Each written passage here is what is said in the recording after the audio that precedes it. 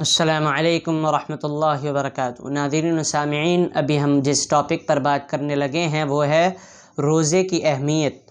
روزے کی اہمیت میں اور آپ الحمدللہ مسلمان ہونے کی حیثیت سے جانتے ہیں، لیکن ایک دفعہ یاد دہانی کرانا چاہتے ہیں کہ اللہ کے رسول صلی اللہ علیہ وسلم کی حدیث ہے، اس روزے کی جو فضیلت ہے وہ اسی بات سے ثابت ہے کہ یہ روزہ ارکان اسلام میں سے ایک اہم رکن ہے۔ اللہ کے رسول صلی اللہ علیہ وسلم نے فرمایا، بنی الاسلام علی خمس شہادت ان لا الہ الا اللہ وان محمدا عبدہ ورسولہ واقام الصلاۃ وایتاء الزکاۃ والحج وصوم رمضان۔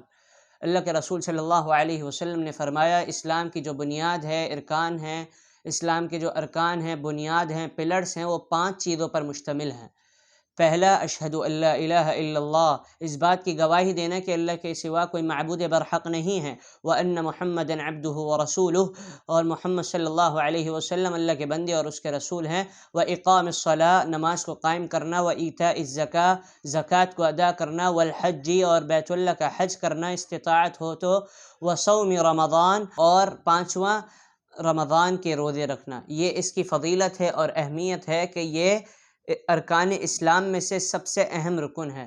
تو اللہ تعالیٰ سے دعا کرتے ہیں کہ اللہ تعالیٰ ہم سب کو رمضان کے روزوں کی اہمیت کو سمجھ کر اس پر عمل کرنے کی توفیق عطا فرمائے۔ السلام علیکم ورحمۃ اللہ وبرکاتہ۔